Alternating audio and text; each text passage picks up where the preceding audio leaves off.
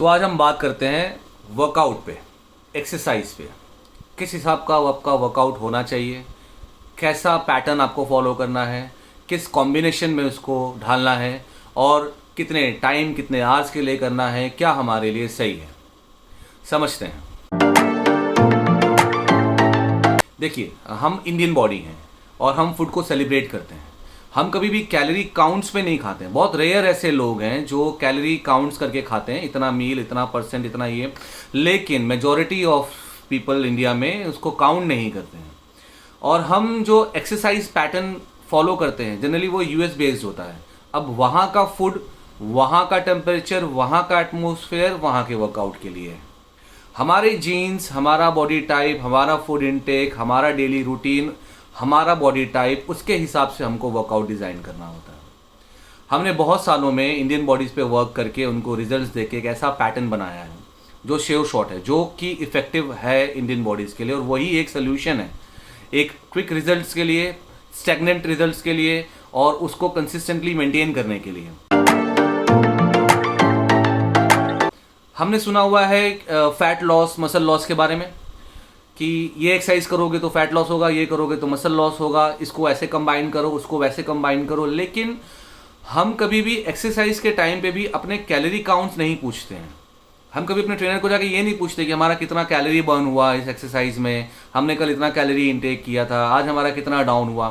Because हम Indian body जितना calorie intake करते हैं उसके हिसाब से अगर हम बर्न करने को काउंट करने गए तो बहुत टाइम लग जाएगा हमको।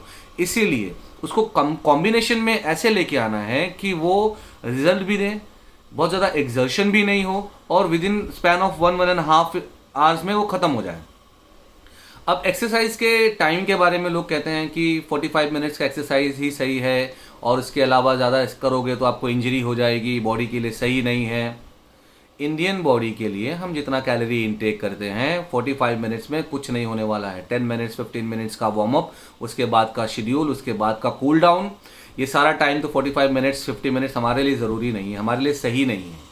हमें 1.5 आवर का एक सेशन समझ के चलना है माइंड में कि इतनी देर हमको कैलोरी बर्न करनी है, अलग अलग पार्ट से बर्न करनी है, अलग अलग तरीके से बर्न करना है, अलग अलग कॉम्बिनेशन में बर्न करना है। तो पहला स्टेप ये है कि हमको अपना टाइम वर्कआउट का यूएस पैटर्न से नहीं, इंडियन पैटर्न से डिसाइड करना है। 1.5 आवर, 1 आवर, जैसा आपका बॉडी टाइप। हाँ, अगर कोई मेडिकल इश्यू है तो आपको उसके हिसाब से अपना टाइम डिसाइड करना है। अगर एक नॉर्मल लीन बॉडी है जो कि वर्कआउट करने के लिए फिट है, उसको 1.5 आवर का सेशन कोई हार्म नहीं करेगा। इसको यहाँ से निकाल दीजिए। कितनी देर एक्सरसाइज करते हैं भाई, उतनी देर हम इंडियंस को ज़रूरी है और हमारा जो जीन्स कहता है उसके हिसाब से हमें 1.5 आवर का सेशन चाहिए। पहला स्टेप है टाइम स्पैन। आपको यूएस पैटर्न हटा देना है और अपना इंडियन पैटर्न के हिसाब से ही चलना है। जनरली क्या करते हैं ट्रेनर्स और मेंबर्स, यूट्यूब पे वीडियोस देखे, किसी से इन्फ्लुएंस होकर एक्सरसाइज सुनी, किसी यूएस सर्टिफाइड ट्रेनर से एक्सरसाइज सुना और वही फॉलो कर रहे हैं। हमको अपने body type, Indian body type के हिसाब से वही का वही पैटर्न उठा के एक्सरसाइज नहीं करना है। कभी कभी कहते हैं कि रिपीटेशन सिर्फ इतना होना चाहिए, रिपीटेशन इतना ही होना चाहिए। नहीं, वो चेंज होता है। जैसे जैसे आपका टाइम स्पैन चेंज होगा, आपका बॉडी का मसल्स का ग्रेड चेंज होगा, आपका वो सारा आवर्स, आपके वो रिपीटेशंस, आपके वो सेट्स चेंज होंगे। पहला है टाइम स्पैन, दिमाग से निकाल दो। 45 मिनट्स में कुछ नहीं होने वाला है। 1.5 आवर्स सेफ भी है, तरीके से करोगे, ढंग से करोगे तो वो सेफ भी है और इफेक्टिव भी है। दूसरा स्टेप हमने ये देखना है कि हमें किस कॉम्बिनेशन में वर्कआउट करना है। हम सिर्फ वेट ट्रेनिंग करने का सुना हमने किसी से और हम सिर्फ वेट ट्रेनिंग कर रहे हैं कि हमें मसल लॉस से बचाएगा, हमें फैट लॉस में हेल्प करेगा, तो हम वही कर रहे हैं। या हमने किसी से सुना कि सिर्फ कार्डियो फॉर्म करना है जिससे कि हमारा क्विक रिजल्ट आएगा, जल्दी हमारा बॉडी कम होगा, तो हम सिर्फ वही कर रहे हैं। नहीं, आपको वेट्स, आपको कार्डियो, आपको फ्लोर एक्सरसाइजेज, ये सब कंबाइन करना पड़ेगा उस तरीके से कि आपका हर बॉडी पार्ट कवर हो। दिमाग में से अगर हमें नॉलेज नहीं है, हमें कोई इन्फॉर्मेशन नहीं है, हमें अपने ट्रेनर्स पे ही डिपेंडेंट रहना है, तो हमें सिर्फ ये दिमाग में रखना है कि हमारा पूरा बॉडी पार्ट कवर हो रहा है पूरे वीक में। पूरा वीक हमने अपना हर एक बॉडी पार्ट, जहाँ जहाँ टारगेटेड एरिया है, एटलीस्ट जिस जगह से हमें वेट कम करना है, जिस जगह को हमको टोन करना है, क्या हम ऐसे मूव कर रहे हैं, इतना ही दिमाग में रखना है। बहुत ज़्यादा इन्फॉर्मेशन गैदर करने की ज़रूरत ही नहीं है। हमें ट्रेनर थोड़ी बनना है, हमें एक्सरसाइज करनी है। हमारे लिए जितना इन्फॉर्मेशन ज़रूरी है उतना ही सही होना चाहिए, बस। तीसरा स्टेप है, बहुत एक्सट्रीम जाके लोग सोचते हैं कि बहुत एक्सट्रीम चले जाते हैं और बहुत जल्दी रिजल्ट आ जाएगा। नहीं, आपके मसल्स का ग्रेड चेंज होगा, आपका बॉडी टाइप चेंज होगा, आपका स्टेमिना बढ़ेगा, उस हिसाब से आपको स्टेप बाय स्टेप बढ़ना है। कुछ जगह पे मैंने देखा है, सुना है, समझा है लोगों से कि यार बहुत स्वेट निकला, बहुत मज़ा आ गया, बहुत पसीना निकला, बहुत मज़ा आ गया। किया क्या? सिर्फ जंप किए, सिर्फ दौड़े, सिर्फ कूदे और रोज़ कूद रहे हैं और रोज़ पसीना निकल रहा है तो रोज़ अच्छा लग रहा है। इसके बारे में पता करो, ये सही नहीं है। रोज़ पसीना निकलना आपको सेटिस्फैक्शन ज़रूर दे सकता है, बट ये ज़रूरी नहीं है कि जिस दिन पसीना नहीं निकला उस दिन आपकी बॉडी ने रिस्पॉन्ड ही नहीं किया। आपने फैट बर्न किया है बिना स्वेट के। आप ऐसे नॉर्मल बैठे हो, ब्रीदिंग कर रहे हो, तब भी फैट बर्न कर रहे हो, पसीना थोड़ी निकल रहा। वैसे ही आप सपोज कि कोर एक्सरसाइज कर रहे हो, लेटे हुए आराम से, लेटे लेटे आपने सारी एक्सरसाइज खत्म कर ली, वेट मशीन पे जाके खड़े हो जाते हैं लोग, बोलते हैं आज तो कुछ गया ही नहीं। ऐसा नहीं होता। आपने उस पर्टिकुलर एरिया का फैट बर्न किया, आप शेप के लिए वर्क करो और आप आगे मूव कर रहे हो उसके हिसाब से। तो तीसरी चीज़ ये है कि आपको ये समझना है कि सिर्फ स्वेट निकलना ही एक्सरसाइज नहीं है।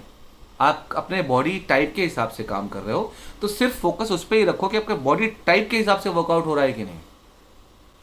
फिर जनरली लोग सोचते हैं कि अगर हमने ग्रुप सेशन किया है, हम ग्रुप में वर्कआउट कर रहे हैं, तो सबका सेम एक्सरसाइज हो रहा है, अब ये हमारे बॉडी टाइप के हिसाब से कैसे डिसाइड होगा? जो सारे कर रहे हैं वही मैं भी कर रहा हूँ, कर रही हूँ, तो हमारे बॉडी टाइप के हिसाब से कैसे डिसाइड किया इन्होंने, कैसे डिवाइड कर रहे हैं वर्कआउट? उस सेशन में उस तरीके से आप जब एक्सरसाइज कर रहे हो तो जो पूरे वीक का शेड्यूल है उसको मॉनिटर करो कि वो पूरे वीक में मंडे से लेके सैटरडे के बीच में क्या आपका पूरा बॉडी पार्ट कवर हुआ, क्या उन्होंने उस ग्रुप सेशन में आपको हर एक बॉडी पार्ट यूज करके दिया, तो बहुत अच्छा है। और अगर वो कंटिन्यूसली रोज सिर्फ कार्डियो ही कर रहे हैं, कभी किसी चीज पे जंप, कभी किसी चीज पे जंप, कभी किसी तरीके का जंप, तो वो सही नहीं। आपको यही मॉनिटर करना है कि आप अपने बॉडी स्ट्रक्चर को नोटिस करो, आपके बॉडी के हिसाब से एक्सरसाइज हो रही है या नहीं हो रही। एक्सरसाइज पैटर्न पे दिमाग लगाने का हमारा ज़रूरत है ही नहीं, हमको सिर्फ यही दिमाग लगाना है, body type, body type, body type. फिर हम जब लोअर बॉडी का वर्कआउट कर रहे हैं तो अपर बॉडी कम हो रहा है, अपर बॉडी का वर्कआउट कर रहे हैं तो लोअर बॉडी कम हो रहा है। ऐसा क्यों? ऐसा इसलिए है कि जहां आपका बॉडी फैट स्टोर कर रहा है, जहां उसकी टेंडेंसी है फैट स्टोर करने की, वहां वो फैट स्टोर करेगा। जहां वो फैट स्टोर नहीं करता है वहां से आपको रिडक्शन दिखेगा।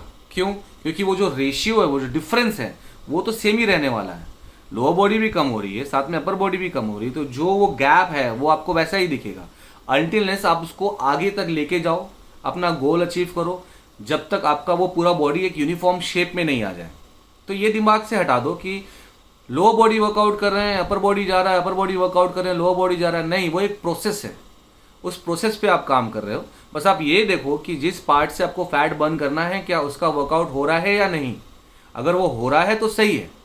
अब उसके साथ में अगर कोई और बॉडी पार्ट रिस्पॉन्ड कर रहा है तो वो उसका पैटर्न है वैसा, वो जुड़े हुए हैं मसल्स, वो ऐसे रिस्पॉन्ड करेंगे ही, पूरा बॉडी यूज होता है वर्कआउट में, तो कहीं ना कहीं से कैलोरीज बर्न होंगी ही, वो रिस्पॉन्ड वैसे ही करेंगी।